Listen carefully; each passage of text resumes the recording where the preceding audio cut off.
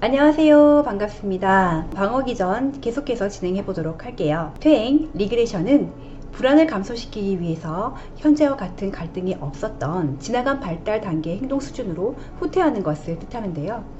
예를 들면 오줌을 잘 가리던 형이 동생이 생긴 후에 밤에 오줌을 싸는 거예요. 저번 시간에 프로이트가 부모의 성교를 보고 오줌을 싼 것도 일종의 퇴행이라고 할 수 있죠. 고착, 픽세이션은 인간 발달 과정 중에서 심하게 좌절되거나 반대로 크게 만족하는 경우 그 시기에 무의식적으로 집착하게 되는 기제를 뜻하는데요. 예를 들면 어린애처럼 말하거나 손가락을 입에 무는 것을 말합니다. 퇴행과 고착도 비슷한 것처럼 보이지만 가장 큰 차이점은 퇴행은 회복이 되지만 고착은 회복이 어렵다는 거죠. Leading me out of the darkness and into the light.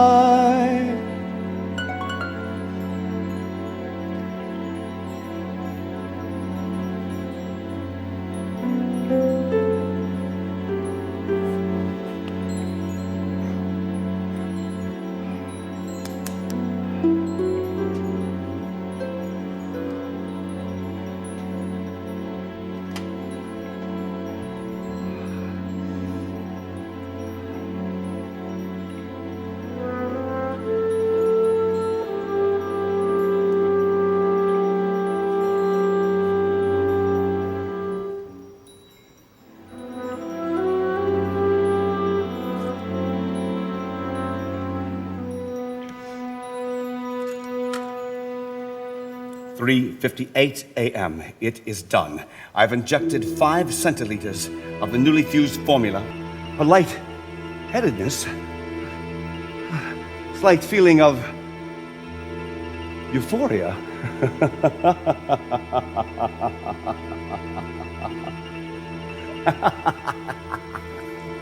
No noticeable behavioral differences.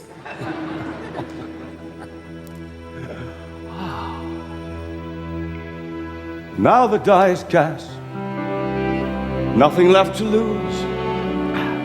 Time alone will prove my theories through. I'll show the world. Oh, dear God! Oh, God! What is this? Oh! Something is happening! I can't explain! Something inside me, a breathtaking pain, devours, consumes me, and drives me insane! Oh! Oh, God! Suddenly, uncontrolled, something is taking hold. Suddenly, agony, filling me, killing me. Oh, suddenly, out of breath. What is this? Is this death? Suddenly, can it be? Look at me. Who is this creature that I see?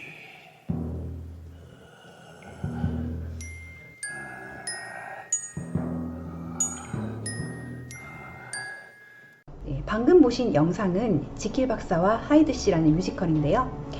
헨리 지킬은 뛰어난 재능이 있는 젊은 박사인데 아버지의 설명할 수 없는 정신병으로 괴로워하고 있으며 아버지의 병을 치료하기 위해서 선과 악의 두 가지 요소를 분리해낼 수 있다는 믿음을 가지고 있고요.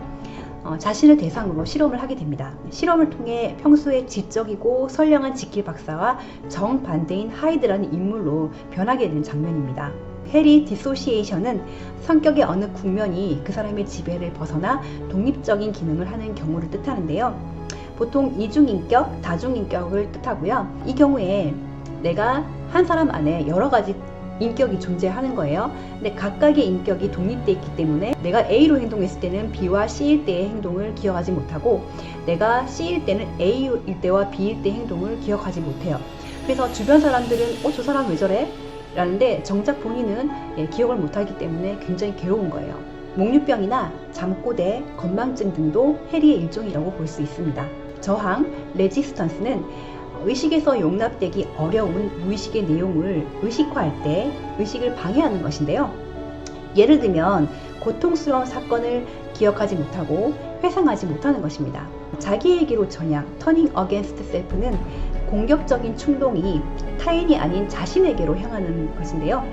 예를 들면 어머니에게 야단맞은 아이가 화가 나서 자신의 머리를 막 벽에 부딪히는 그런 것들이죠.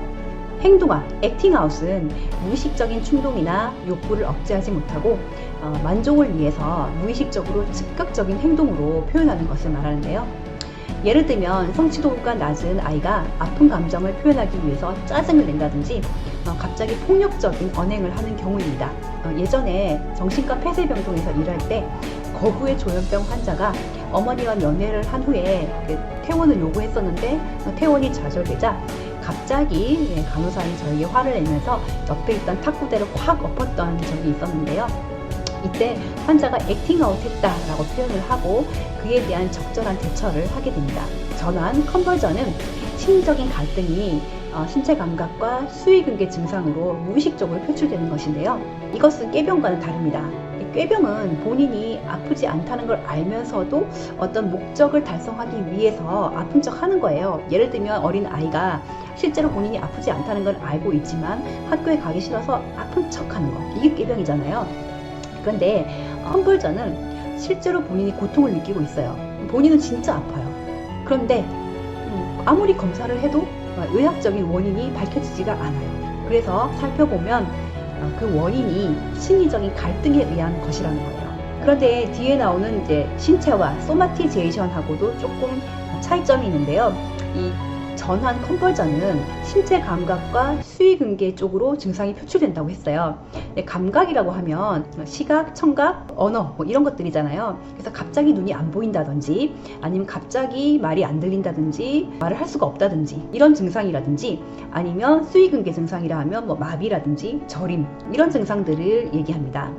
반면 신체와 소마티제이션은 심리적인 갈등이 신체로 표출되는 것은 같은데요. 전환과는 달리 감각기관, 수위근개를 제외한 다른 신체 부위로 표출되는 것을 뜻해요. 예를 들면 사촌이 땅을 사면 배가 아프다라는 것을 예로 들 수 있어요. 이상화, 아이디얼리제이션은 다른 사람들을 과장되게 긍정적인 방향으로 대함으로써 갈등을 해결하려고 하는 것인데요. 사랑하는 사람을 다른 사람보다 훨씬 과대평가하는 것으로 존경하는 사람이 절대 그럴 리가 없다라고 믿는 경우를 말합니다. 평가절하, 이밸류에이션은 앞에 이상화와는 좀 반대의 개념이죠. 과장되게 부정적인 자질이 자신 혹은 타인에게 있다라고 여겨서 갈등이나 스트레스를 해소하려는 것을 의미하는데요. 직장 동료가 상을 받았을 때 별 의미가 없는 상이라고 얘기를 한다든지 아니면 그저 운이 좋아서 받았을 뿐이야 라고 얘기를 하는 경우죠. 다음은 분리 스플리팅입니다. 이거는 자신이나 타인의 이미지에 대해서 선과 악을 통합하지 못하는 상태로서 극단적인 판단을 하는 경우예요. 예를 들면 흑백 논리가 있는데요. 그림에서 안경의 왼쪽은 악마이고 오른쪽은 천사입니다. 어떤 한 사람을 천사로 보다가 섭섭한 일이 생기면 같은 사람인데도 불구하고 악마 취급을 하는 거예요. 보통 모든 사람들은 한 사람이 모두 다 완벽하게 좋을 수는 없잖아요. 상황에 따라, 사람에 따라 좋을 때도 있고 나쁠 때도 있어요. 그걸 이해하지 못하는 사람은 인간관계에서 어떤 반응을 보이게 될까요? 어제까지는 좋은 사람이었는데 오늘 나한테 섭섭한 말을 했다고 해서 나쁜 사람으로 돌변하는 거예요. 그러면은 이 사람에 대한 평가가 안정적이지도 않고 상황에 따라 달라지는 거죠. 이랬다 저랬다 했다 저랬다. 그러면서 다른 사람에게도 이렇게 말했다가 저렇게 말했다가 특히 이런 사람들은 환자로 있으면 간호사와 환자와의 사이를 이간질시킨다든지 아니면 간호사와 의사 또는 다른 치료진과의 사이를 이간질시키는 역할을 하기도 해요. 이타주의 얼투리즘은 다른 사람의 욕구 충족에 헌신함으로써 개인의 갈등과 불안을 다루는 방식인데요. 그림을 보시면 비 오는 날 자기 몸으로 웅덩이를 덮고 있는 남자를 우산을 쓴 여성이 밟고 건너가는데요. 이 남자는 이타주의라는 방어기전을 쓰고 있는 것이죠. 죄책감이 많은 사람이 자신의 내적 죄책감을 씻기 위해서 이런 방어기전을 사용합니다. 방어기전을 소개한 안나 프리트는 이타주의에 대해서 다음과 같이 소개합니다. 자매가 있었는데요. 동생이 언니의 연인을 사랑하게 되었어요. 그러나 이런 상황은 도덕적으로나 감정적으로나 허용되지가 않죠. 언니 남자친구 역시 그녀를 그렇게 좋아하지 않았어요. 그럴 때 동생은 어떻게 행동을 할까요? 언니가 데이트 나갈 때 언니를 예쁘게 꾸며주고 시간에 늦지 않게 챙겨주며 소중한 액세서리를 빌려주는 등 헌신적으로 행동하는 거예요. 언니의 연인에 대한 사랑을 포기하는 대신 자신의 욕구를 충족시키는 방법으로서 이타주의를 선택한 것이죠. 이타주의에 대한 만족감은 개인은 타인의 만족을 통해 대리적으로 만족감을 얻게 되거나 타인의 반응에 의해서 만족감을 얻게 되는 것이에요. 금욕주의 어세리즘은 세속적인 경험을 통해 얻어지는 쾌락적 요소가 모두 거부되는 방식을 뜻하는데요. 맛있는 음식을 절제한다든지 술이나 성관계를 절제한다거나 기타 즐거움을 얻을 수 있는 그 모든 것을 거부하고 절제하는 데서 기쁨과 만족을 느끼는 거예요. 금욕주의를 통해서 얻어지는 만족감은 모든 세속적인 쾌락을 포기하도록 해주는데요. 세속적인 쾌락은 금지되고 도덕적으로 가치가 있고 의미가 있는 경우에만 즐거움이 허용됩니다. 승화, 서블리메이션은 본능의 힘, 성적, 공격적인 에너지를 사회적으로 수용 가능한 형태로 유용하게 돌려 쓰는 기전인데요. 그림을 보시면 골퍼가 공을 이렇게 내리치려고 하는데 공이 사장님의 머리로 보여요. 사장님을 내려치는 대신에 골프공을 내려침으로써 스포츠를 통해 공격성이 승화되는 것이죠. 승화는 이렇게 심리적으로 내재된 갈등을 문학작품이나 예술작품으로 표현하는 것들이 많습니다. 유머는 자신이나 타인에게 불쾌감을 주지 않으면서 자기 느낌이나 생각을 공개적으로 우스꽝스럽게 표현하는 것인데요. 유머는 삶을 유쾌하고 풍요롭게 할 수 있습니다. 그림을 보시면 비행기 위에서 담배를 피우는 모습인데요. 미국의 항공사 샤우스 웨스트 에어라인 기내 방송에 대한 기사입니다. 보통 기내에서는 흡연을 할 수 없다라는 내용의 안내 방송이 있는데요. 이 항공사에서는 담배를 피우실 분은 밖으로 나가 비행기 날개 위에 앉아 마음껏 피우셔도 됩니다. 흡연 중 감상하실 음악은 바람과 함께 사라지다입니다. 이렇게 방송을 함으로써 사람들에게 즐거움을 주는 동시에 기내에서 흡연을 하면 안 된다는 사실을 각인시켜주는 거죠. 수동 공격적 행동, 패시브 어그레시브 비헤이버는 타인에 대한 공격성을 수동적 혹은 자학적으로 자신에게 표현하는 것을 뜻하는데요. 어떤 대상에 대한 공격성을 직접적으로 표현하지 못할 때 타인에게 간접적으로나 비공격적으로 공격성을 표현해서 감정적인 갈등이나 분노를 처리하는 방식을 뜻합니다. 수동 공격적인 사람은 겉으로는 복종적이지만 저항과 분노, 적대감을 감춘 채 은밀하게 공격성을 표현하는 것이 특징인데요. 이를테면 상사가 야단을 쳤을 때 상사에게 직접 대들지 못하기 때문에 일부러 못 들은 척을 하거나 꾸물거리거나 말대꾸를 안 하거나 일부러 실수를 하는 등의 행동을 한 것입니다. 이와 관련된 속담으로는 길로 가라니까 매로 간다, 날 잡아 잡수한다, 호박의 말뚝박기 등이 있습니다. 양가 감정 앰비밸런스는 한 대상에 대해 반대 감정이 공존하는 경우인데요. 예를 들면 사랑하는 사람에 대해서 미워하는 감정을 같이 가지는 경우를 말하죠.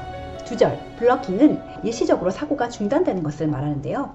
이야기 도중에 그 다음이 무엇인지 기억이 안 나는 경우, 어떤 것은 기억이 나는데 그 뒤를 잇는 생각이 억압당해서 도저히 생각이 나지 않는 경우를 뜻해요. 이번 시간에는 방어기전에 대해서 살펴봤습니다.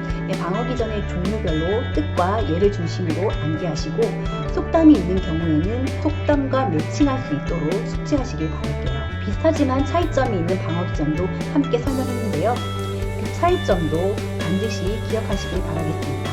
그럼 수고 많으셨습니다. 안녕.